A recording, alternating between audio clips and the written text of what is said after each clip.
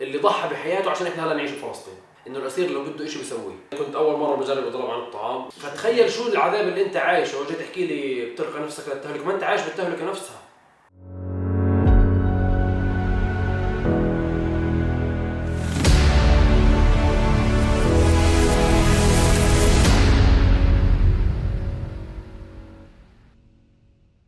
جماعة الخير، بسم الله الرحمن الرحيم، والصلاة والسلام على سيد الخلق والمرسلين سيدنا محمد وعلى آله وصحبه أجمعين. صلوا على الحبيب عليه الصلاة والسلام. قلبكم يطيب. قلبكم يطيب. وخلينا نبلش أول حلقة اللي أنتم اخترتوها، اللي هي الضرب عن الطعام، وخاصة في هذا الوقت اللي فيه عدد من الأسرى الفلسطينيين المعتقلين إداريا بخوضوا ضرب عن الطعام، منهم من وصل لأكثر من 3 أشهر من الضرب عن الطعام. فنحكي بهذه الحلقة نجاوب على الأسئلة اللي سألتوها حتى تفهموا شو الإضراب عن الطعام، وبآخر الحلقة بنحكي لكم عن الأسرى المضربين لحتى الآن عن الطعام. فخلينا نبلش السؤال الأول. تفضل أديب. تمام. الإضراب عن الطعام في له حالتين، الإضراب الفردي والإضراب الجماعي. الإضراب الفردي هو بيكون أسير كشخص واحد، يعني في عنده مطلب. مثلا معظم الأسرى اللي بيضربوا لأسباب فردية، يعني أفراد بيضربوا عن الطعام، إما بيكون سبب إنه الاحتلال بيعاقبهم داخل السجن، يعني مثلا بيكون أسير محكوم لفترة معينة، الاحتلال عزلوا عن باقي الشباب، عزلوا عن باقي الأسرى، يعني حطوا بالعزل الانفرادي، فبضرب عن الطعام حتى يطلع من العزل الانفرادي. أو مثلا ما بتلقى علاج أو بيتم معاملته معاملة سيئة داخل السجن، أو ممنوع من الزيارة مثلا، لأنه في عدد كبير من الأسرى بيعتبروا إنه أهلهم لما يزوروهم هذا الشيء بشكل خطر على أمن السجن وأمن الاحتلال الإسرائيلي وكل هذه الأمور، فبضرب عن الطعام حتى ياخذ هذا المطلب تبعه. أما الجزء الثاني أو الجزء الثاني من الإضراب الفردي هم الأسرى الإداريين، اللي اليوم في عدد من الأسرى الإداريين مضربين عن الطعام حتى ياخذوا حرية. هلا في العدد الأكبر من الأسرى الإداريين بضلهم مضربين عن الطعام حتى يتم إطلاق سراحهم نهائيا. يعني هلا الاحتلال دائما بيعتمد، الاحتلال كاذب دائما، بيحكي لك خلص عندنا بنعطيكم وعود إنه رح نطلعكم بعد 3 أشهر اعتقال مثلا. فالأسرى اليوم فاهمين الاحتلال إنه كاذب، فاليوم الأسرى بضلهم مضربين لحد ما يروحوا على باب البيت تبعهم، لحد ما يوصلوا باب بيتهم فكوا إضرابهم عن الطعام، لأنه فعليا الاحتلال غدار دائما. فهذول الشكلين من أشكال الإضراب، من شكل الإضراب الأول اللي هو الفردي. الشكل الجماعي بيكون في مطالب لكل الأسرى.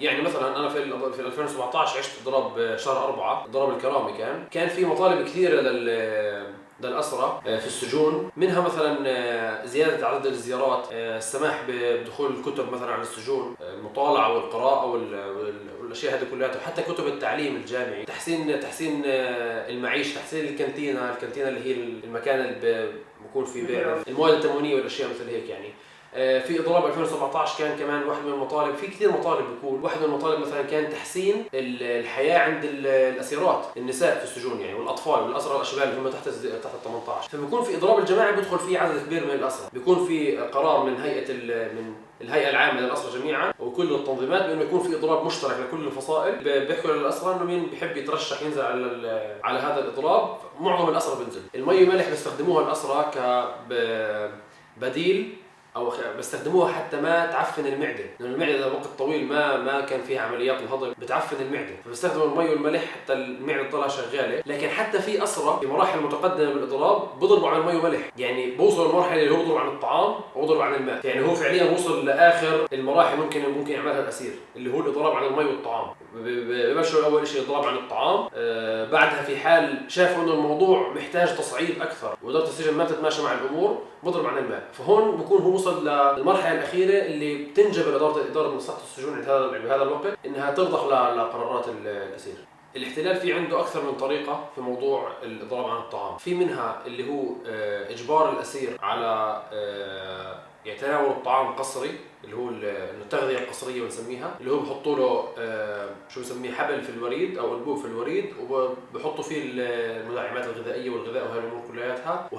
هذا العمليه بنسبه كبيره بتؤدي لوفاه الاسير بنسبه كبيره جدا، لكن الاحتلال في بعض الاحيان بيتجه لهذه الخطوه حتى يكسر عزيمه الاسير والأسرى الموجودين، اللي أي حدا ثاني بفكر يضرب عن الطعام. والطريقة الثانية اللي هو مرات يعني تماشى مع موضوع الإضراب، لأنه ما بده يوسخ، يعني ما بده يشوه صورته أمام العالم، صورة الاحتلال أمام العالم، بفرج العالم أنه هو الاحتلال الديمقراطي أو هو الدولة الديمقراطيه اللي بتعتني بالاسرى وما بتقتلهم وما في عندها قانون اعدام وكل الامور هاي، وبهيك بيكون الاسير فعليا انتصر واخذ اللي بده اياه. وعدد كبير جدا من الاسرى اللي خاضوا اضرابات عن الطعام لفترات طويله، منهم وصل الاشهر في الاضراب عن الطعام، مجمل الاسرى اللي اضربوا عن الطعام نالوا مطالبهم. والاسير في شغله الناس ما بيعرفوها عن الاسرى، واللي ما عاش السجن عن جد ما بيعرف انه الاسير لو بده شيء بيسويه، مثل ما شفنا الاسرى اللي في نفق الحريه، مع انه صار لهم 20 سنه، جزء منهم صار له 19 و20 سنه، لكن لما قرر انه بده يروح، ومع انه كان عارف انه باحتمال 99% انه يمسكوه، لانه بيعرف وين هو. يعني هو في فلسطين فيش فيها اي مكان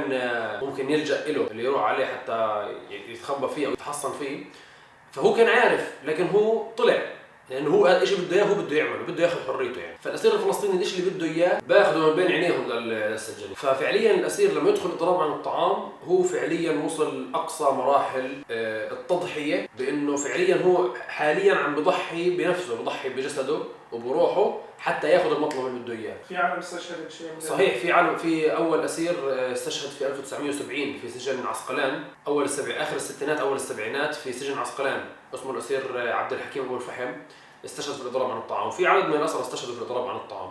حسب انت اداره السجن بتوضح المطالب تبعتهم. في مثلا اضراب 2017 على ما اذكر انه 40 او 41 يوم كمل ظل الاضراب موجود، كان في عدد كبير من الاسرى موجودين فيه. ما في عند الاسرى، حكيت لك عند الاسرى ما في شيء اسمه ما يزبط، عند الاسرى اللي بده اياه بده يجيبه، فهو بيدخل اضراب حتى يجبر اداره مصلحه السجون على انه ترضخ للمطالب تبعته وحتى يجيب المطالب تبعه. اول شيء في حال قرر الاسير انه يضرب عن الطعام وبلغ اداره السجن انه هو مضرب عن الطعام، بيتم عزله. اذا كان فرد واحد المضرب بيتم عزله عن باقي الاسرى، حتى بحطوه بزنازين العزل حتى يعزلوه عن باقي الاسرى. يعني مرحله العقاب انه انت فقررت تدخل اضراب فانت بلشت تتعاقب، فبلشوا في مرحله العزل وبضلوا معزول طول فتره الاضراب تبعته. لما يسوء وضعه الصحي بيتم نقله للمستشفى، لانه بخافوا عليه، انه يعني مش بخافوا عليه من خوفهم عليه، لا عشان مثل ما حكيت يعني صورتهم قدام العالم، انه بلاش يصير له شيء يستشهد او يموت في السجن، وبيعمل ثوره هذا الشيء في الشارع الفلسطيني خارج السجن، وحتى بيعمل ثوره عند الاسرى نفسهم. الاحتلال بخاف من الشارع الفلسطيني، يعني عنده هو بيعرف انه الفلسطينيين بالنسبه لهم الاسير هو شيء رقم واحد بهذه القضيه. الاسير هو هذا الشخص اللي ضحى بحياته عشان احنا هلا نعيش بفلسطين، هو اللي ضحى بحياته عشان احنا هلا نكون موجودين. فبالنسبه لهم الاسرى دائما خط احمر للفلسطينيين، فبيعرف انه الشارع الفلسطيني ممكن يشتعل في هيك في حال اي اسير صار له اي شيء. طيب انت اضربت عن الطعام بفتره سجنك؟ يعني هم بيحكوش 3 ايام.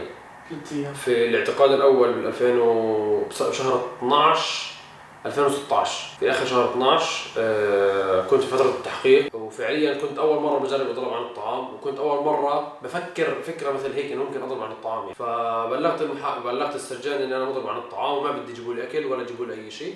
ضليت مضرب لمده 3 ايام. كان سبب اضرابي انه كان في داخل الزنازين التحقيق المكيف كان بارد جدا، وكان شهر 12 يعني شهر الشتاء، شهر البرد، فكان بارد جدا. كنت بس اطلب منهم انه يطفوا المكيف، كان هذا المطلب تبعي يعني انه يطفوا المكيف تبع الزنازين. كثيرت عن موضوع المكيف جوا الزنازين انه بارد والدنيا كثير برد. فضربت 3 ايام. في اليوم الثالث نقلوني على قسم ثاني ما فيش في مكيف بارد بهذا الشكل بهاي الدرجه، كان اهون يعني شوي. في حال اسير قرر جوا قسم انه يضرب عن الطعام، هو فعليا ببلغ المحامي تبعه. وفي كثير من الاسرى بقرروا الاضراب عن الطعام، خاصه الاسرى الاداريين بقرر الاضراب عن الطعام، يبلغ اهله انهم يعتقلوه من باب البيت. يعني بيجوا الجيش على باب البيت عنده بيعتقلوه، ويحكي لاهله يحكوا للناس انه مضرب عن الطعام من هلا، والمحامي تبعه لما يلتقي فيه ببلغه انه مضرب عن الطعام، فغالبا عن طريق المحامي ببلغه انه مضرب عن الطعام. في احد الاسئله كاتب انه الاضراب عن الطعام بهاي الطريقه انتحار واضرار باجهزه الجسم وتشنجات ممكن تؤدي للموت مثل ما صار مع كثير من السجناء، والسبب الوحيد انه هو ما عم يتحمل السجن.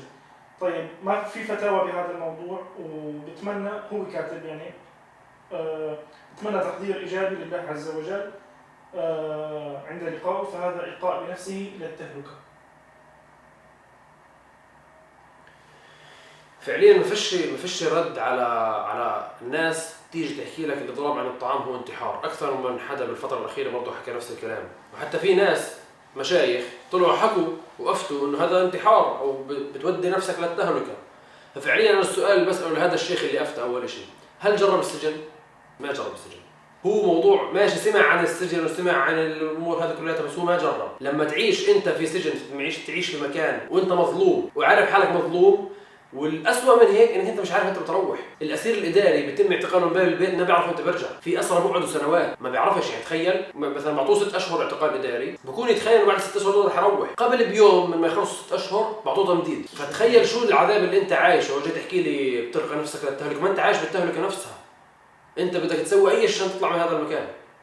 فهذا كلام اللي بيجي بيحكي لك هو انتحار، يعني فعليا هو مش قاعد بيعمل إشي، يعني هو مش قاعد بيعمل هذا الشيء عشان يموت، هو قاعد بيعمل هذا الشيء عشان ياخذ مطالبه. هو بيعمله بالضبط، هو ضغط. هو بيعمله عشان ياخذ مطالبه من ايد السجان تبعه، هو بيعمله عشان يجبر السجان تبعه انه يرضخ له. ففعليا هو مش قاعد بضرب عشان بده يموت، هو بضرب عشان يضغط، بضرب عشان يعيش زينا. يعني هو بضرب عشان يعيش زينا بالضبط، مش عشان يموت. اخر سؤال استفزني شوي بس مش مشكله يعني. قبل ما ننهي الحلقه لازم اذكر بالاسرى المضربين عن الطعام، ولازم تعرفوهم كلياتكم، تعرفوا اسمائهم، تعرفوا كم صار لهم مضربين وليش هذول الناس مضربين. الاسير الاول مقداد القواسمي مضرب من 91 يوم، الاسير كايد الفسفوس من 98 يوم، والاسير علاء الاعرج من 73 يوم مضرب، الاسير عياد الهريمي من 28 يوم، والاسير شادي ابو عكر من 57 يوم، والاسير هشام ابو هواش من 64 يوم. هذول الاسرى مضربين عن الطعام رفضا لاعتقالهم الاداري، وبيطالبوا اليوم بانه يتم الافراج عنهم في هذه اللحظه. فتنسوش انكم تدعوا لهم، تدعوا لاهلهم، لانه فعليا اهل الاسرى هذول اليوم هم بيشوفوا اولادهم قدام عينيهم بواجهوا الموت. فعليا هم بواجهوا الموت لانه بدهم حريتهم وبدهم يكونوا بين اهلهم. فما تنسوهم من دعواتكم، واكيد ما تنسوا تتضامنوا معهم دائما في كل الوسائل.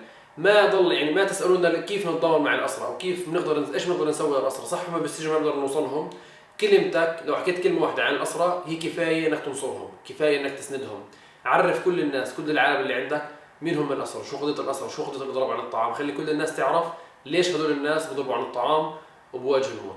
اكتبوا لنا بالكومنتس ايش كمان مواضيع حابين نحكي فيها المره الجاي، وحتى لو كان في كمان اسئله عن موضوع الاضراب خبروني عشان اجاوبكم عليها. حتى لو ما جاوبت الفيديو اجاوبكم عليها بالكومنتس تحت، بكتب لكم عن الموضوع يعني. وتنسوش الاشياء كلها بنحكيها دائما، ونشوفكم بحلقه ثانيه.